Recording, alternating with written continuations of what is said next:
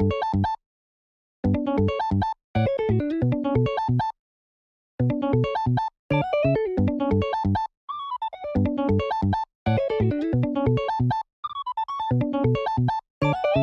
what's up, ladies and gentlemen? Good to see you again, and Merry Christmas Eve. I was able to go 8-2, taking top 32 in the Booster Box Treasure Cup this past weekend. I was very happy with how Purple Luffy worked for me. I've been testing this deck a lot. I just find it to be the most fun deck for me personally in the meta right now. And it's very strong. It's got, it's got a couple of weaknesses, but realistically, I do think that this deck just has a lot of really good matchups, which, for me personally, if I'm going to play something and I want to try and take it competitively, but also have fun at the same time, this deck has definitely been it for me.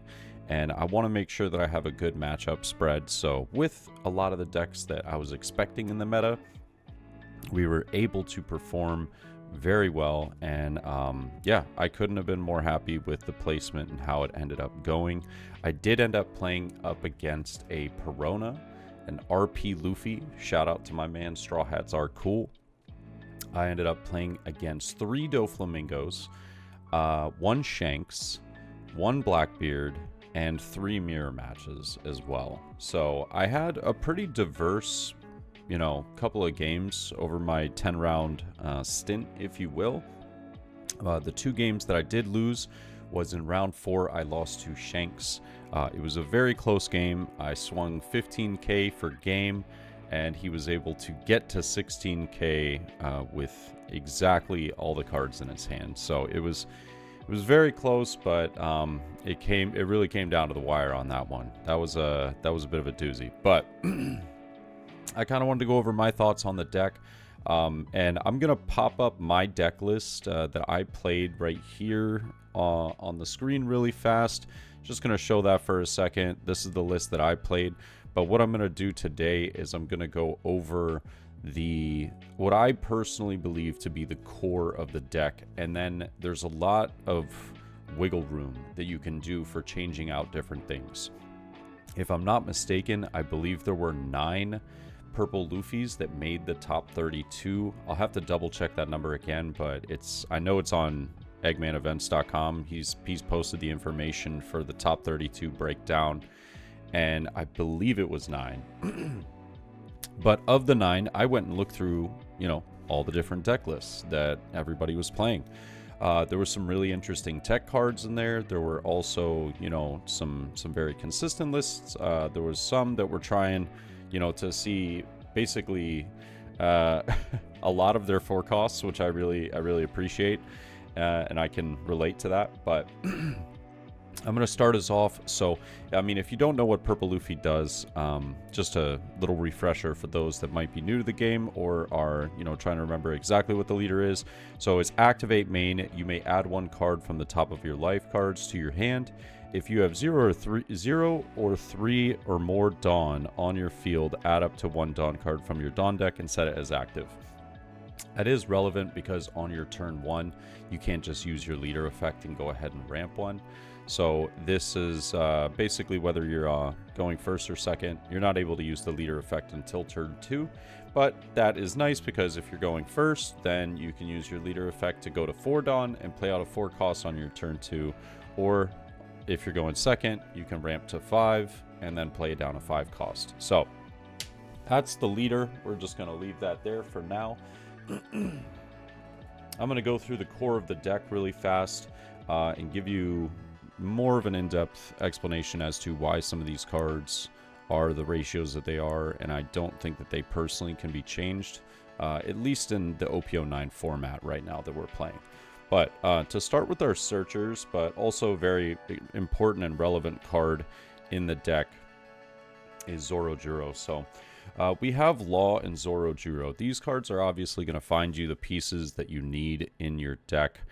There are quite a few Straw Hat hits. I'd have to go back and double check the exact number, but there's something close to, like, I want to say it's like 34, but I could be wrong. I believe it's something like 34 or 38. It's very hard to whiff, but believe it or not, I have whiffed quite a bit. Well, I shouldn't say quite a bit. It's, like I said, it's very hard to do. But I've done it maybe like 2 or 3 times out of maybe the 150 games I've ran with this deck so far. And it hurts when you do whiff, because you're like, how did this just happen? But Law is always going to be your turn 1 play. This card is actually just really, really nice into so many matchups as well. So Law is, in my opinion, like, this is actually a Blackbeard winner right here. If you get this card onto the board and they don't kill it with Docu, this can just win you the game. It's so sneaky, and it's such a troublemaker for them. It also helps you swing into Lafitte, Docu. It's a fantastic card, but the best part about it is being able to look at the top 4 and find a Straw Hat or Heart Pirates type card that does have a cost of 2 or more and add it to your hand. That's very specific, because you can't add itself, you know, from it its own search, and you also can't add Gum Gum Giant. That's very important, because I did hear about some people trying to do that, or maybe just didn't read the card exceptionally well, maybe got too comfortable with the fact that, hey, it just searches a Straw Hat. No, specifically has to be a 2 cost or higher, and that is very relevant. So keep that in mind. Law has just been fantastic for me. If you don't see it on turn 1, it hardly ever gets played into the later stages of the match. There are some times where I'll be playing this down in search of like a blocker, but that's about it. You know, you can't find Gum Gum Giant, so if I know that I really need to dig for a giant, then I'm playing Zorojiro 9 times out of 10.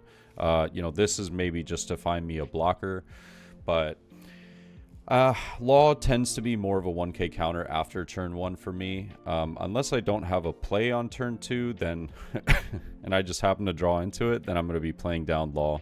But yeah, I tend to like to keep it as just a 1k later on. But Zorojiro obviously is one of the big parts of the engine of the deck. This allows you to find all of your Straw Hat pieces, whether it's Gum Gum Giant or, you know, any 1 costs, 2 costs, whatsoever have you. But Zorojiro is going to be your turn to play when going first.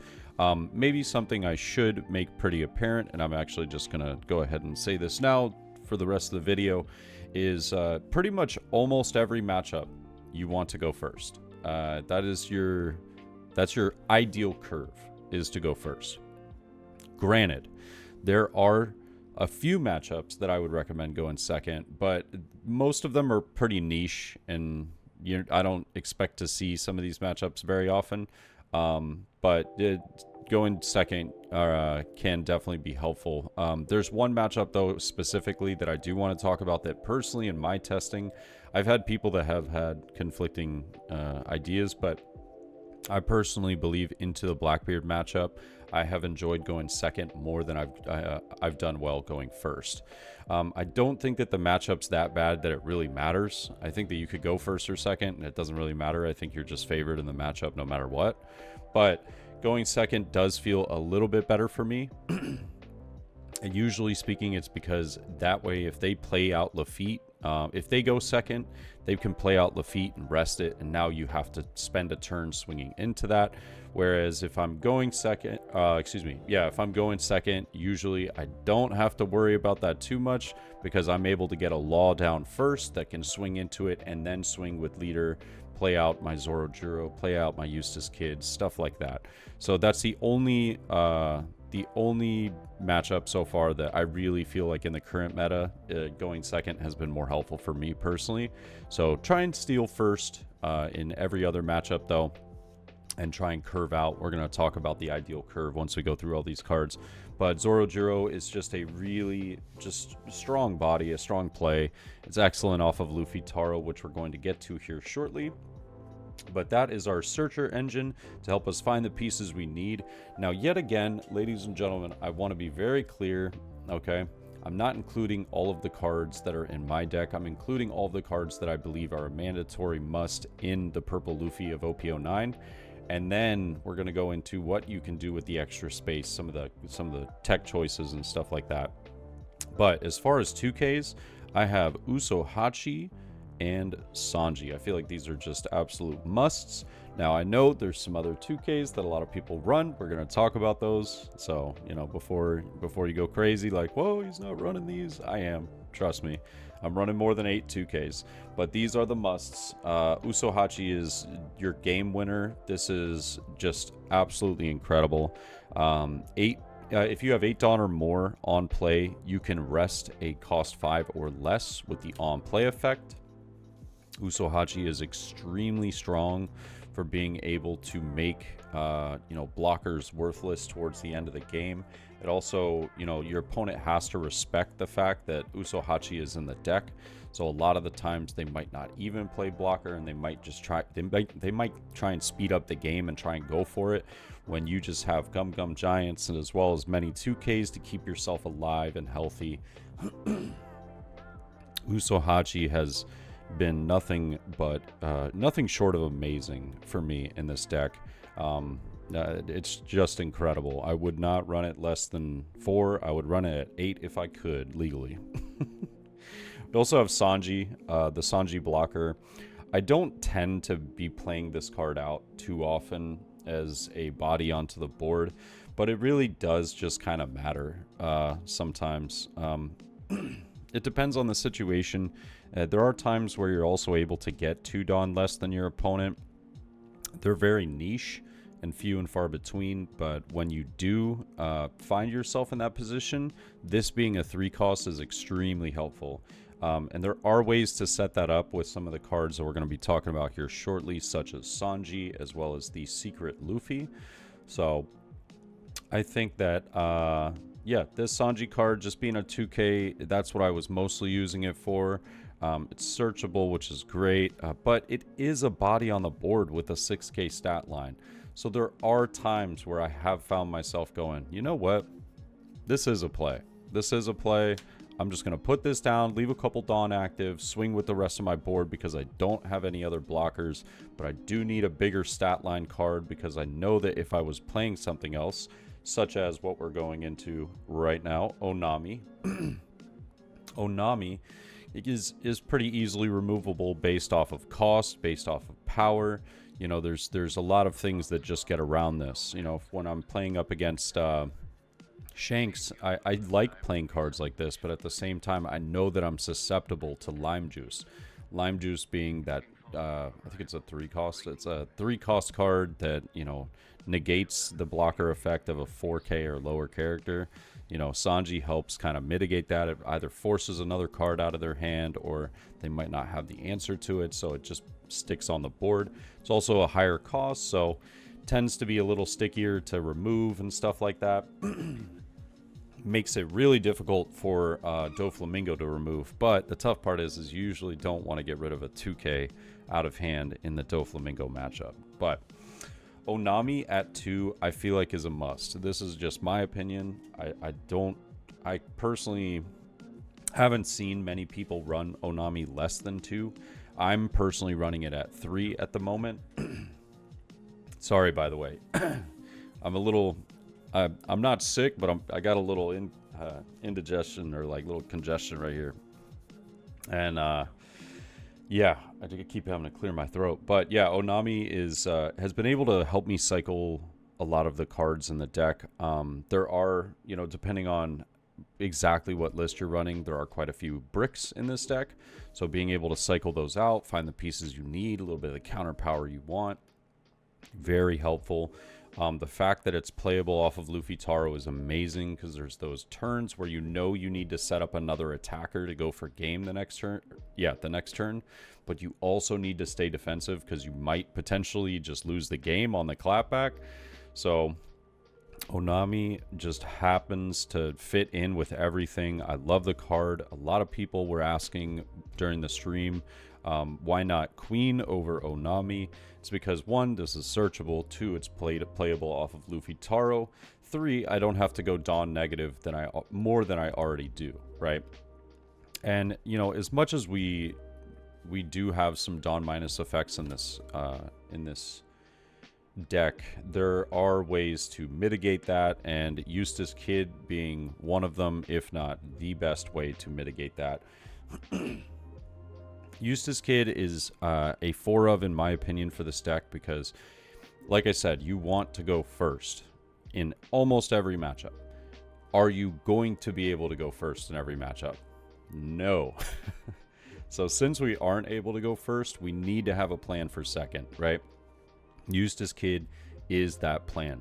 So if we're going second on turn 2, we can ramp from 4 to 5. We could play out Eustace Kid, and now the rest of our turns are just set up very, very smoothly, right? We'll be at 7 the next turn.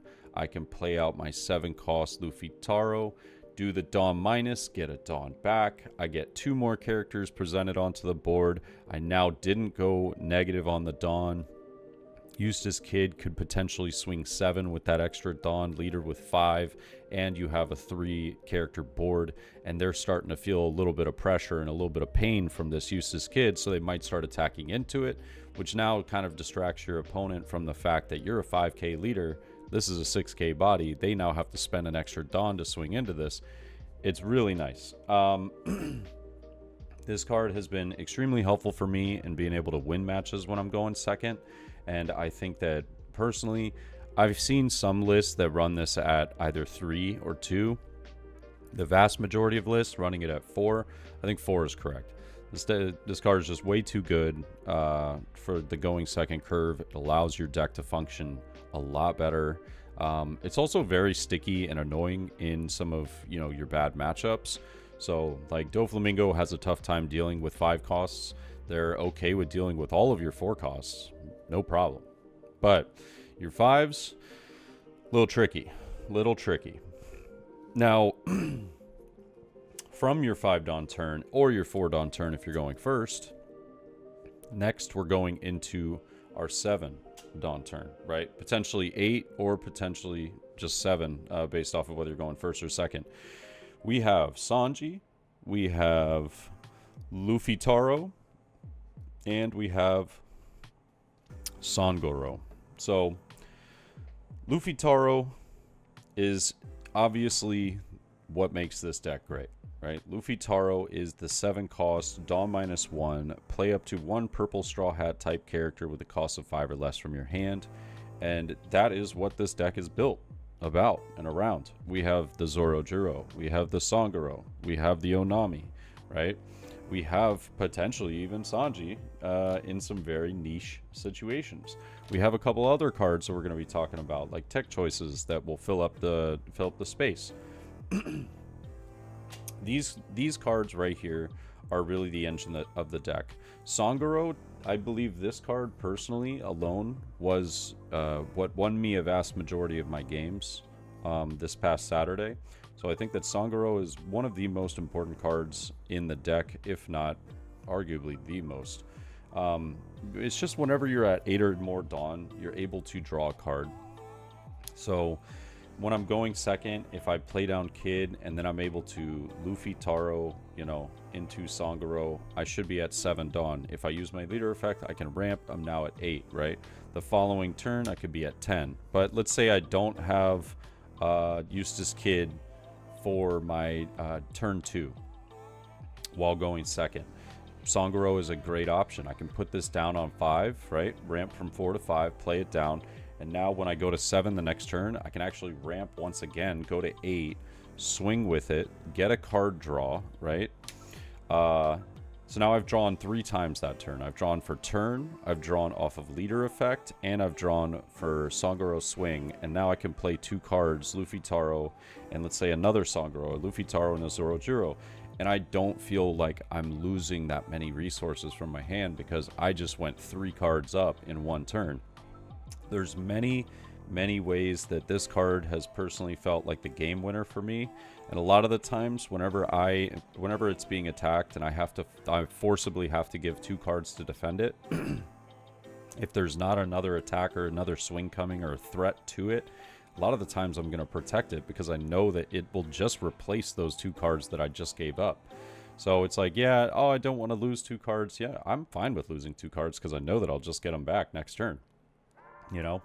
Sangoro has definitely been one of the best, if not the best card in this deck. Luffy Taro just being able to play out and go wide and, you know, take over the board control is fantastic. Sanji at 2 I think is a must, because there are a lot of weird situations that you find yourself in towards end of games that you don't have the ability to really, you know, go for game unless you have that Usohachi. And not saying that finding one of a 4 of is difficult, especially in this list. It's not. With Law and Zorojiro, it makes, you know, finding these cards pretty consistent. But just having an extra piece that allows you to rest the characters, go for, you know, a more aggressive attack is very powerful. And I personally think that Sanji has been, you know, that option for me when I'm at 7 Dawn, and just in case I don't have Luffy Taro, my opponent's trying to rush me down or something, Sanji really just kind of gives me that space that I need to kind of get board back really fast before I start to kind of turtle up and, you know, play the, you know, either defensive or aggressive route with a lot of blockers, you know, Luffy Taro going wide. But, you know, when you do have to go defensive, you know, because there's matchups where you like to think you're the speed demon, you're going to be rushing down your opponent with a lot of aggressive board swings and, you know, really tall characters coming to the board maybe a step earlier than your opponent was expecting. You do need to defend yourself sometimes, and that's why 9-cost Lin is amazing. So I know that my big head is probably blocking this just slightly, so I'm going to move this over just a little bit. But as you can see, I've got 2 9-cost Lin, 2 Monkey D. Luffy. Personally, I'm the madman that ran 4 9-cost Lin at the Treasure Cup this weekend. I think that 4 felt a little much. I think I would go with 3 personally, but I think 2 is a must. And the reason why I say it's a must is because one of your worst matchups, if not arguably your worst matchup, is Doflamingo, right? Doflamingo matchup is winnable, as you can see from my Treasure Cup experience, my Treasure Cup run. I was able to take the game off of 2 Doflamingos. I lost to one of them. The one that I lost, though, it wasn't even close. It wasn't even close. He drew the absolute nuts. I did not draw the nuts, and I got absolutely schmacked. It was very unfortunate, but it happens. But I will say that without seeing a 9-cost Lin in that matchup, it does become very difficult. Very difficult. Lin allows you to remove a character off the board as well as, you know, add a life back. So there are plenty of times where I'll comfortably go down to 0 or 1 life, simply because I know that I have this card backing me up. I could play 9-cost Lin and feel protected, safe, you know, and like I'm not going to lose the game immediately. So I personally am a big fan of the card. I know that it does slow down the tempo in some of the matchups that you do want to be going a little bit faster, but Lin has definitely been very clutch for me, and it definitely put me in a spot where I was able to win a lot of my games this past weekend. 9-cost Luffy, I personally run it at 2. I think this card could be ran at 1. I think that 2 is correct, though. I'm just saying I think 2 is correct. But 1 is probably fine. I just this card really wins you the Shanks matchup. It really wins you the Mirror matchup. It's fantastic into, you know, like early stages of like if you're able to put this down on turn, there's a way to put it down on turn 3 if you go second, but that's we'll talk about that here in a second. But this is God, why am I forgetting the matchup right now? Black Yellow Luffy. Yeah, Black Yellow Luffy. Yeah, this card is just, it's so fantastic into a lot of different matches, as well as Lucci. Lucci has a tough time getting rid of 9 costs typically, so 9 costs definitely seem to be really good, especially when they have Rush. I mean, anything with Rush against Lucci is a winning, you know, you got a winning card there. And that's what I'm basically going for with this. And then the last card, obviously, that must be included is Gum Gum Giant. Gum Gum Giant at 4. This is the best card in the deck. It's not even close. This card is so unbelievably good.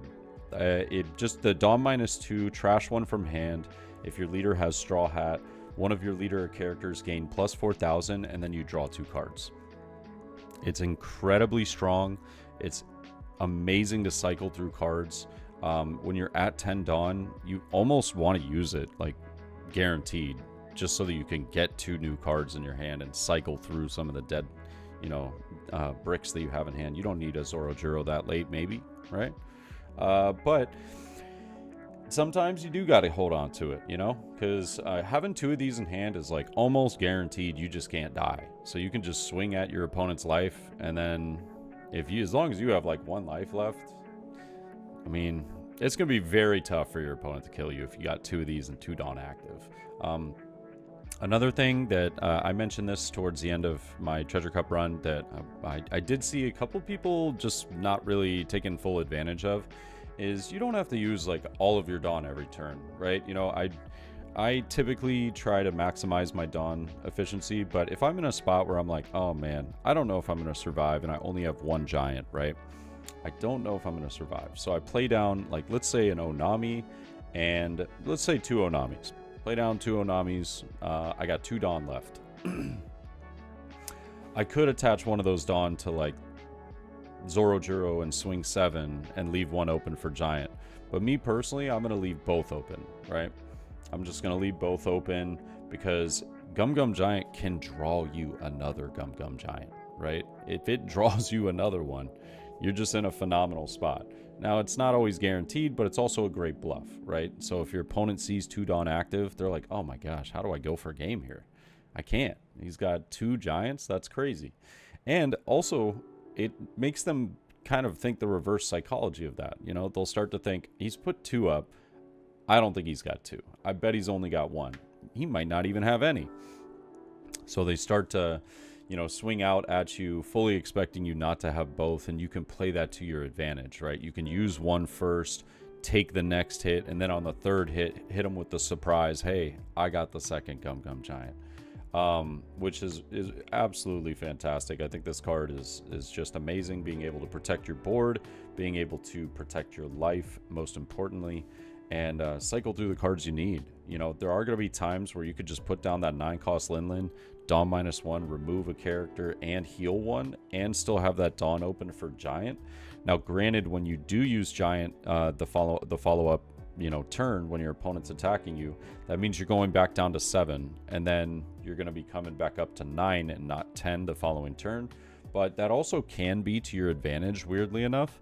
Because personally speaking, I've been able to do some like really weird plays while I'm at 9. I can, if my opponent's at 10 Dawn, you can typically do some like Sanji shenanigans and stuff like that. I personally enjoy like getting, if there's a way for me to get to that 1 extra Dawn -1, then Sanji becomes a 3 cost, and then it frees up a little bit of Dawn space for me. So it just kind of depends on what tech choices you're running in the deck, if you're able to pull off something like that. And we're going to go over a couple of those cards very quickly. So as I put some of these to the side, this is the core of the deck. I don't think these ratios should change very much. If they do, it's fine, 1 or 2 here or there, but there's some of these that you have to keep, you have to run. They just make the deck work the way that it should. And yeah. Now, a couple of tech choices, a couple of pieces that some of these are arguably like staples in the deck. I think that, a few of these, to me personally, I feel like should be included at all times. Some of them, though, not really. It's just because it's how you want to play the deck, how you want to go about using, the list and the different ways that you can present yourself, favorable situations. So obviously this is one that I know everybody would want to talk about is Bon Clay. I just see a little glare there. Usopp for the 4 cost. I actually chose to run Usopp this weekend, and I didn't run Bon Clay, which is interestingly enough. For cost Law, which I actually absolutely love this card, but I haven't found space for it personally. And Bone Kichi, or as I found out, Hon Kichi. I didn't know if that was like a misprint or something, but apparently, even on the official website, it is Hon Kichi, not Bone Kichi. Could not tell you. But 4-cost Bon Clay is actually, I didn't run it this weekend, but I think I would now. There's just turns where if you're going first, you don't have Luffy Taro, or maybe like you're going second and you don't have the Eustace Kid, stuff like that. Being able to ramp is very powerful. It's very powerful, even if this is just a 2 of in the deck. It's very powerful in saving you a life in particular matchups, and putting a threat on the board as well. This card isn't really that hard to deal with into your worst matchups. Your worst matchups typically deal with this pretty easily, being, by the way, Doflamingo and Lucci. Lucci, much more winnable than the Dofi matchup. Dofi matchup, still winnable, but you really got to know what you're doing. You got to know when to take life, to counter, and to, how to avoid the pudding nonsense, all that good stuff. I like Bon Clay. I just think there's times where I wish that I had this in the deck over the weekend, because I like to be able to, when I ramp to 7, if I haven't found Luffy Taro while going first on turn 3, I could play down Bon Clay, ramp to 8, and then play down another 4-cost like Zorojuro or Usopp, right? If I'm able to play down 2 of these in one turn, I feel like I had a productive turn rather than just playing a 5-cost and swinging 7. Now, granted, that's not bad. It's not like a bad turn or anything. It's just not what the deck is really trying to do. So I think that this gives us a couple of different options, which I like. It's more of like an extension of how, your deck works, as far as being able to go as wide as possible, as early as possible. And then Usopp, I really enjoyed having this card. I think I would actually run both of these. It's not I wouldn't substitute one or the other. I think I would run both of them personally. Usopp is consistency for Luffy Taro.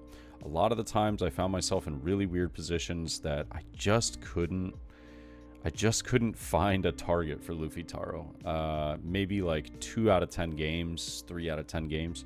This made that much better. This made this much more consistent, and Luffy Taro being able to be targeted a lot easier makes that that turn 2 play, if you're going first, really solid as well. If you didn't see your Zorojuro or your Bon Clay, you actually still have a play, right? So being able to put down a 6k on turn 2, fantastic. And it's definitely a threat to your opponent. We also have Law. I love this card. I just can't seem to find space for it right now. If I were to run this card, it would be a 1-of. And I actually really like this card as a 1-of. Going back to what I was talking about, when you play 9-cost Lin and you do a Dawn -1, and you heal and everything, but you leave 1 Dawn up for Gum Gum Giant. If you use Gum Gum Giant, you go back down to 7. The next turn, you go back up to 9. If you need to do a double blocker play, obviously on 9, you can do this and Eustace Kid. It doesn't leave you a Dawn, right? Well, actually, excuse me. You would do Kid, then this, and it does leave you a Dawn. So that's a bad example. But let's say you did this and Queen or something like that, right? If you were running Queen, which I am getting to here shortly, Queen. But let's just say you did this in Queen. You don't have that extra Dawn. I actually just really like that with the 6-cost Sanji, you can use this, and even if your opponent doesn't have 7 cards in hand, you can still use the Dawn -1 effect to go down to 8, which now puts you 2 Dawn less than your opponent. You can play your 6-cost Sanji now for 3. So 7 costs, you get 2 blockers down, leaves you with 2 Dawn left for some Gum Gum Giants, or potentially attaching to characters and all that good stuff. So that's personally why I've liked the card. I think there's definitely some spots there where it really fits. Honkichi, This card has not really done too much for me in my testing. I actually tried it the past couple days. It's very niche when it works. It's awesome when it doesn't work. Eh. I don't love it, but I also don't hate it. There's some actually really sick plays with this card. It's very helpful into the mirror matchup. It's pretty nice into Dofi, but it also just feels like a really bad brick sometimes in hand. So I think the more that I've tried this, the more that I'm not super sold on it. I thought my friend was cooking. I thought it was really cool, and don't get me wrong, he was kind of cooking, but I just don't think it's for me personally. But I also had the Queen in here. I personally don't think Queen belongs in the deck. That's just me. But I have seen people have some pretty decent success with it. It's really nice late game blocker. Being able to cycle and have an attacker for the next turn is just super solid. So Queen is it's not bad by any means. I just personally, the way that I built the deck, I don't believe that it fits correctly. Now I know we only brought up two 2Ks earlier. That's why I wanted to bring up a few more. We also have Hitokiri as well as Fernosuke. Hitokiri is mainly designed for the idea of getting rid of 2-cost Teach, as well as like 1-cost Lafitte and a couple other cards that are in the Blackbeard matchup and Dofi matchup. The tough part is though is that this, like, just being able to keep this on board in time for you to get that Dawn Minus effect for the removal is very tricky sometimes. It feels like you need a lot of setup in order to make that work, and you also should be running this at 4 consistently if you want to have that be a thing. I personally don't like it at 4, so I've actually been trying more of Fernosuke here, and I like Fernosuke. This card is so gross in the Blackbeard matchup because it doesn't have an on play, and it's just that rush to be able to put them down very quickly. It's a sneaky little guy. It's a sneaky little guy. It's also consistent with your searches, just being able to find it easily. I love that. Can't complain. And I also had what is this in there for? I also had the blocker Nico Robin. So the 2-cost Nico Robin is this card has been fantastic for me. I run 2 of them, and I cannot tell you how many games Nico Robin has saved me. Straight up.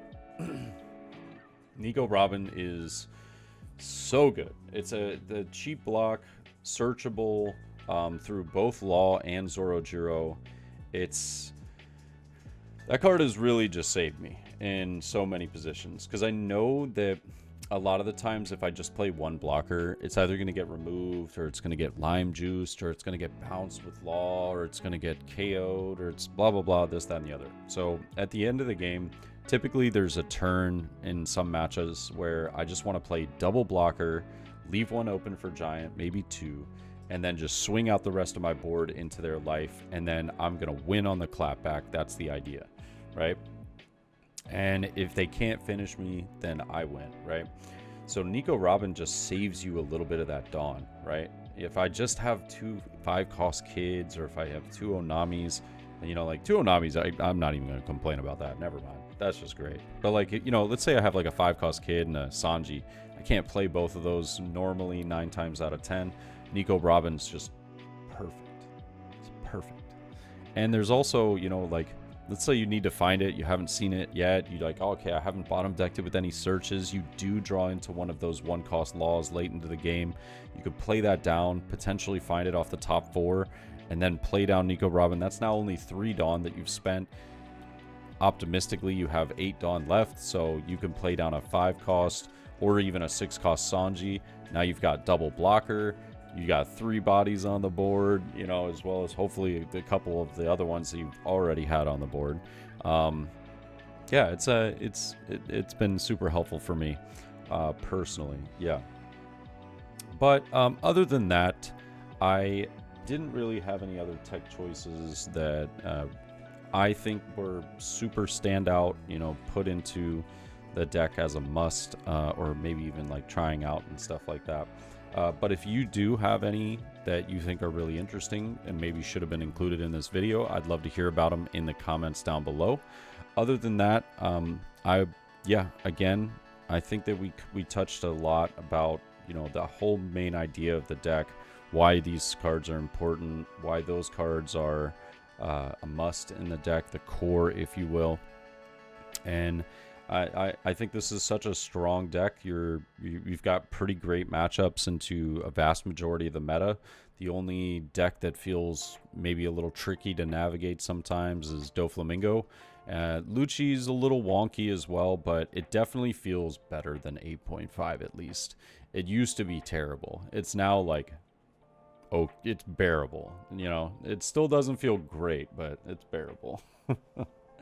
But I'd love to hear your thoughts, guys. Let me know what you guys think, and I'll catch you in the next one. Hope you guys have a Merry Christmas. Peace.